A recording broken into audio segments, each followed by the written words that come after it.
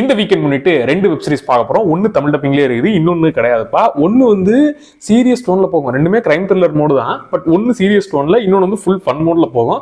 So எது நீங்க try பண்ணலாம்னு முழுசா கேட்டுட்டு நீங்க முடிவுக்கு வாங்க. ஃபர்ஸ்ட் தமிழ் டப்பிங்ல இருக்கிறத முடிச்சிடுறேன். கிராஸ்ங்கிற வெப் சீரிஸ் அமேசான் பிரைம்ல இருக்குது, தமிழ் டப்பிங்ல இருக்குது. மொத்தம் 8 எபிசோடு இருக்குதுப்பா. ஒன்னு 1 மணி நேரம், சிலது 50 நிமிஷம் இருந்தாலும் அப்படி இப்படின்னு மொத்தமா ஒரு 8 மணி நேரம் வந்துருது. ஸோ இந்த சீரிஸோட கதை என்னன்னா, ஹீரோ வந்து டிடெக்டிவா இருக்கிறாப்படி. அவர் கேஸை விசாரிக்கிற விதமே, அதாவது பிடிச்சவங்களை கொஞ்சம் ட்ரிகர் பண்ணி அவனுக்கு கிட்ட இருந்து விஷயத்தை வாங்கக்கூடிய ஆளு, அதெல்லாம் கொஞ்சம் அசால்ட்டா ஹேண்டில் பண்ணக்கூடிய ஆளு தான். அவருடைய வைஃபே ஒரு கண்ணு முன்னாடியே காலி பண்ணிடுறாங்க. அந்த டிப்ரெஷன்ல இப்ப இருக்கிறாரு. அது இல்லாம ஒரு கேஸ் ஒண்ணு வருது. ஆக்சுவலா ரொம்ப சப்ப கேஸ், முடிச்சு விட்டலாம் அப்படிங்கிற மாதிரி இருக்கிற கேஸ் இல்ல, இதுக்கு பின்னாடி ஏதோ ஒரு விஷயம் இருக்குது, ஏதோ ஒன்று தப்பா இருக்குன்ற மாதிரியே ஹீரோவும் ஹீரோவோட ஃப்ரெண்டும் சேர்ந்து அந்த கேஸை விசாரிக்க ஆரம்பிக்கிறாங்க. அதுக்கப்புறம் ஏகப்பட்ட விஷயங்கள் தெரிய வருது.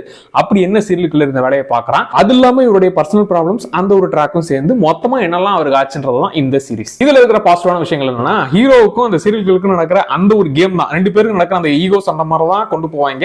அதை சூப்பராகவே ஹேண்டில் பண்ணாங்க. ரெண்டு பேரோட பர்ஃபார்மன்ஸ் நல்லாவே இருந்துச்சா, அதனாலே ரெண்டு பேர் நேர்ல முட்டிக்கிற இடம்லாம் சூப்பராகவே இருந்துச்சு. அண்ட் நீங்க 8வது எபிசோட்ல தான் யார் இந்த வேலையை பார்த்தா அப்படின்னு நினைக்க வேணாம். மொதல் எபிசோட்ல மொத்தமா சொல்றாங்க, இவர் ஹீரோப்பா இந்த கேஸ் எடுத்திருக்காரு, இவன் சீரியல் கில்லர்ப்பா இப்படி பண்ணிட்டு இருக்கான் அப்படிங்கிற மாதிரி சொல்லி விடுவாங்க. டேய், அடுத்த 7 எபிசோடு என்னடா பண்ண போறீங்கன்ற மாதிரி செட் பண்ணி விட்டு ஒரு எபிசோட்ல ஒரு விஷயமா ரிவீல் பண்றது நல்லா இருந்துச்சு. அண்ட் இதுல ஹீரோட பர்ஃபார்மன்ஸுமே சூப்பரா இருந்துச்சு. ஏன்னா பர்சனல் ப்ராப்ளத்தையும் ஹேண்டில் பண்ணணும், அது இல்லாம டிரெக்டிவா எடுத்துக்கிட்ட கேஸையும் சால்வ் பண்ற மாதிரி.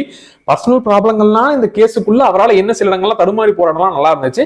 அதுக்கு கூட சப்போர்ட் பண்ற வகையில ஹீரோட அந்த ஃப்ரெண்ட் கேரக்டர், அவரோட கேரக்டர் டிசைன் பண்ண விதமும் நல்லா இருந்துச்சு. டேய், ரொம்ப மாறிட்டதானியே, இந்த விஷயத்த பண்ணி ஆகணும்னு அவர் வந்து ஒரு ஃப்ரெண்டாகவும் பிரதராகவும் ஃபேமிலியில ஒருத்தனாவும் அவனை பாக்குற விதம்ன்ற மாதிரி அந்த கேரக்டர் டிசைன் பண்ண விதமும் நல்லா இருந்துச்சு. அண்ட் சீரியல் கில்லர் பண்ணக்கூடிய விஷயம் அது ஃப்ரெஷ்ஷாவே இருந்துச்சு. ஏன்னா அவன் பண்ற விஷயம் வந்து மொக்கையா இருந்துச்சுன்னு வச்சுக்கோங்க. டேய், ஒன்னு 1 மணி நேரம் எபிசோடு, அதை வேற உட்காந்து பாத்துருக்கின்ற மாதிரி டென்ஷன் ஆயிடுவீங்க.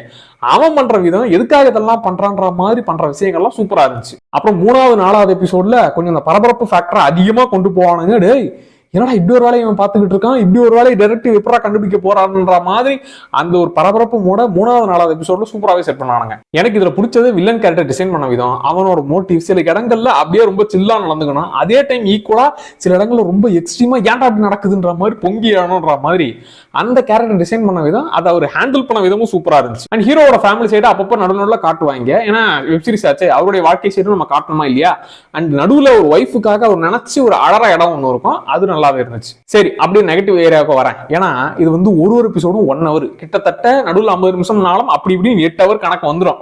ஸோ 8 hourக்கு உட்கார்ந்து பாக்குற அளவுக்கு இதுல அப்படியே எல்லாமே பரபரப்பா இருக்கான்னா இல்ல.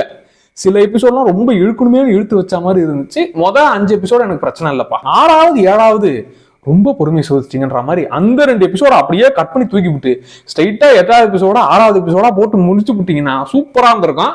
அந்த 6வது 7வது தான் இல்ல இப்பவே நாங்க எல்லாத்தையும் சொல்லிட மாட்டோம், இன்னும் இழுப்போன்ற மாதிரி வேணும்ட்டே இழுத்த மாதிரி இருந்துச்சு. அண்ட் வில்லன் 5வது எபிசோட்லயே இல்ல இப்ப நான் பண்ண மாட்டேனே, 6வது எபிசோட் இருக்கு, 7வது எபிசோட் இருக்கு, 8வது எபிசோட் வரைக்கும் நான் இருப்பேன், அதனால இப்ப பண்ண மாட்டேன்ற மாதிரி இந்த சீரியல்ல சில கேரக்டர்ஸ் வச்சு வேணும்ட்டே தொடர்ந்து போட்டு இழுப்பாங்களே, அந்த மாதிரி வில்லன் நான் இப்ப பண்ண மாட்டேன்னு வேணும்ட்டே அடம்பிடிச்சு இழுத்த மாதிரி இருந்துச்சு. அண்ட் முக்கியமா இந்த சீரிஸ் நீங்க பாத்துக்கிட்டே இருக்கும்போது செம்ம ஹை பாயிண்ட்ல ஆஹா அடுத்த எபிசோடுக்கு செம்மையா லீட் கொடுத்தாங்களேன்னு உங்களுக்கு தோணும். டக்குன்னு டைம் பாத்தீங்கன்னா பாதி எபிசோட் தான் முடிச்சிருக்கா, இன்னும் 1/2 மணி நேரம் இருக்கான்ற மாதிரி சில எபிசோட்கள்லாம் ஃபீல் ஆச்சு. அண்ட் நிறைய ட்விஸ்டுகளோட நீங்க எதிர்பார்க்கிற ஆள்னா இது அப்படிப்பட்ட சீரிஸ் கிடையாது. ஏன்னா ஸ்டார்டிங்கே உங்களுக்கு இவன் தான் எல்லாத்தையுமே சொல்லி போட்டாங்களே.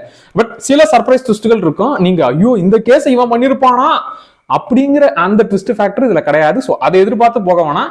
2 பேருடைய பர்ஃபார்மன்ஸ், அவங்க எதுக்காக பண்றான்னு அந்த மோட்டிவ் சொல்றதுக்காக இதை ட்ரை பண்ணுங்க. சில சர்ப்ரைஸ் ட்விஸ்டுகளும் இதுல ஒர்க் ஆச்சுப்பா, அது நான் மறுக்கவே இல்லை. கடைசியில இந்த 7வது 8வதுல அந்த சில ட்விஸ்டுகள்லாம் நல்லா இருந்துச்சு. அண்ட் இதுல அந்த மாதிரி சீன்லாம் இருக்குமான்னு கேட்டீங்கன்னா ஒரு 2 சீனு அப்படியே ஓப்பனாவே இருக்கும், அதுனால நீங்க ஃபேமிலியா பார்க்க முடியாது. அந்த இது வந்து சின்ன பசங்களுக்கான சீரிஸும் கிடையாது, பெரியவங்களுக்காக மட்டுமே. சரி, இந்த சீரிஸை ட்ரை பண்ணலாமா அப்படின்னு கேட்டீங்கன்னா தாராளமா ட்ரை பண்ணலாம். 5வதுல இருந்து 8வது வரைக்கும் ரொம்ப பொறுமையை சோதிக்கும், அதை மட்டும் கொஞ்சம் பொறுத்துக்கோங்க. மற்றபடி ஒரு நல்ல சீரிஸ் தான், ட்ரை பண்ணி பாருங்க. 2வது வெப் சீரிஸ் வரேன். இது வந்து எனக்கு மொத்தமாவே ஒர்க் ஆச்சுப்பா. அதுலயாச்சும் இந்த ஸ்லோனஸ் அதெல்லாம் ஃபீல் ஆச்சா, இது அப்படிலாம் கிடையாது. இதுல அவங்க பிளான் போடுறது, ஃபன் மோட்ல கொண்டு போறதுன்ற மாதிரி இந்த சீரிஸ் எனக்கு மொத்தமாவே ஒர்க் ஆச்சு. மர்டர் மைண்ட்ஃபுல்லி அப்படிங்கிற வெப் சீரிஸ், இதுவும் 8 எபிசோடு தான்ப்பா. ஆனா ஒன்னு 1/2 மணி நேரம் தானா, டக்குன்னு முடிச்ச மாதிரி ஆச்சு. ஒரே சிட்டிங்ல முடிச்சு விட்டுலாம். நடுவில் இந்த குட்டி குட்டியா போடுற அந்த பிளான் எல்லாம் நல்லா இருக்கா, அதனாலேயே போறது தெரியல. சரி, இந்த சீரிஸோட கதை எடுத்துக்கலாம். இதுல ஹீரோ வந்து வக்கீலா இருக்கிற அப்படி ஏகப்பட்ட பிரஷர், வேலை செய்யற இடத்துல பிரஷர், கிளைண்ட் என்ன சொல்லுவானோன்னு அந்த ஒரு டென்ஷனு, வீட்டுல என்னாச்சோ ஃபேமிலியை பார்த்துக்கணும், இப்படின்னு எல்லா டைமும் ஏதாச்சும் நினைச்சுக்கிட்டே இருக்கிற அப்படி. அப்பதான் அவங்க ஒய்ஃப் வந்து ஒரு விஷயத்த சொல்றாங்க, பாரு இவரை போய் பாரு, இவர் வந்து உனக்கு வந்து மைண்ட் எப்படி ரிலாக்ஸா வச்சுக்கணும் அப்படிங்கிற விஷயத்த சொல்லி தராரு, இந்த ப்ரோக்ராம்ல போய் கலந்துக்க அப்படின்னு அவங்க சொல்ல வேண்டாம் விருப்பாத அந்த இடத்துக்கு போறாரு. இவன் என்ன சொல்ல போறான், பாசிட்டிவாக திங்க் பண்ணுங்கள், இதைத்தானே சொல்ல போறான், இது காசு வேற வாங்க போறான் அப்படிங்கிற மாதிரி நினைச்சு வெறுப்போட அந்த இடத்துக்கு போனா அவர் சொல்ல சொல்ல சரி ஃபாலோ பண்ணி தான் பார்க்கலாம், மைண்ட் ரிலாக்ஸா வச்சுக்கலாமேன்னு அவர் நினைக்கிறாரு. அதே மாதிரி மைண்ட் ரிலாக்ஸா ஆகுது. இதுதான் கதையான்னு கேட்டீங்கன்னா இல்ல. அதுக்கப்புறம் மிகப்பெரிய கலவரமே நடக்குது. ஆனா அந்த கலவரத்திலையும் மனுஷன் எப்படி ரிலாக்ஸா கடைசி எபிசோடு வரைக்கும் எல்லா பிரச்சனையும் சமாளிக்கிறாருன்றதுதான் கதை. இதுல ஹீரோ கேரக்டர் எப்படி தெரியுமா, சதுரங்க வேட்டையில நம்ம நட்டி கேரக்டர் வந்து அப்பப்போ பிளான் போடுறது அதுவும் பண்ணுவார். தனி ஒருவன்ல அரவிந்த் சாமி சில்லாவே கடைசி வரைக்கும் இருப்பாரு, அந்த மோட்லயும் இருப்பாரு. மனுஷன் வந்து அப்படியே அசால்ட்டா ஸ்வாகாவே இருப்பாரா. அதுலயும் இந்த ப்ரோக்ராமுக்கு போனதுக்கு அப்புறமா இப்படிதான் இருக்கணும். ஒரு செகண்ட் நம்ம மூச்சை இழுத்து விட்டோம்னா எப்பேற்பட்ட பிரச்சனையா இருந்தாலும் அவ்வளவுதான் சிரித்த முகத்தோட மேஷராசி நேர்களே அப்படி பேசுற மாதிரி தான் நம்மால் பேசுவாரு, சூப்பரா பண்ணுவாரு. இந்த சீரீஸ்ல இருக்கிற பாசிட்டிவான விஷயங்கள் என்னன்னா, இந்த கதையை நீங்க சீரியஸ் டோன்ல எடுத்துட்டு போனாலும் பரபரப்பா போகக்கூடிய கதை தான். இது அந்த மோட்ல கொண்டு போகாம ஃபுல் ஃபன் மோட்ல ட்ரீட் பண்ணது அது இந்த சீரீஸ்ல எனக்கு பிடிச்சது. ஃப்ரெஷ்ஷாவும் இருந்துச்சு. ஹீரோவோட பர்ஃபார்மன்ஸ் அது மிகப்பெரிய பிளஸ். மனுஷன் அப்படியே எக்ஸ்பிரஷன்லயே அப்படியே அசால்ட் காட்டுவாரு. அதுலயும் அங்க இருக்கிற சுச்சுவேஷன் வந்து சுத்தமா இவருக்கு 1% கூட நல்லது நடக்காது. அந்த சுச்சுவேஷன்லயும் மனுஷன் ஒரு செகண்ட் மூச்சை இழுத்து விட்டு அப்படி நானும் நடந்து பாருங்க, அதெல்லாம் செம்மையா இருந்துச்சு. அப்புறம் இந்த சீரிஸோட இன்னொரு பிளஸ் என்னன்னா, அந்த காமெடி ஏரியா நிறையவே ஒர்க் ஆச்சு. அதை தாண்டி போடுற குட்டி குட்டி பிளான், இப்போ ஒன்று நடக்க போது பாருங்களேன், அதை நாங்க சமாளிக்க எப்படி ஒரு விஷயத்தை நாங்க பண்ண போறோம்ன்ற மாதிரி குட்டி குட்டி பிளான் போடுறதுலாம் நல்லா இருந்துச்சு. அண்ட் அவருக்கும் அவருடைய பொண்ணுக்கு இருக்கிற அந்த ஒரு பாண்டிங் வந்து சூப்பராகவே இருந்துச்சு. அது நிறைய இடம் ஒர்க் ஆச்சு. எனக்கு இதுல ரொம்ப குபீர் சிரிப்பு மூமெண்ட்னா 7வது எபிசோட்ல ஒரு மூமெண்ட் வரும். நான் ஸ்பாயில்லாம் பண்ணலப்பா. 7வது எபிசோட்ல மிகப்பெரிய ஒரு லெவல்ல செட் பண்ணி அதை அப்படியே உடச்சு விடுற மாதிரி ஒரு குபீர் சிரிப்பு பண்ணுவானுங்க.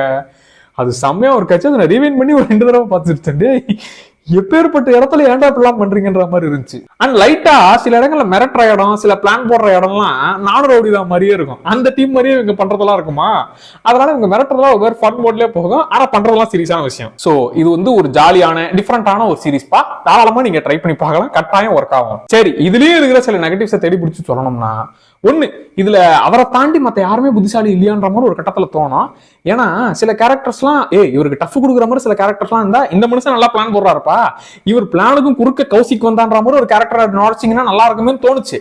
அப்படி ஒரு 2 கேரக்டர் செட் பண்ணாங்க, அவங்களுமே டம்மி பண்ணி விட்டுருவாங்க. சோ இவரை தாண்டி இன்னும் புத்திசாலியா சில கேரக்டர்ஸ் எல்லாம் காமிச்சிருந்து இன்னும் டஃப் கொடுத்திருந்தா நல்லா இருக்குன்ற மாதிரி ஃபீல் ஆச்சு. ஏன்னா இவர் மாட்டிக்கிற பிரச்சனை நார்மல் பிரச்சனை கிடையாது, எல்லா பக்கமும் டேஞ்சரா இருக்கிற பிரச்சனைகள்.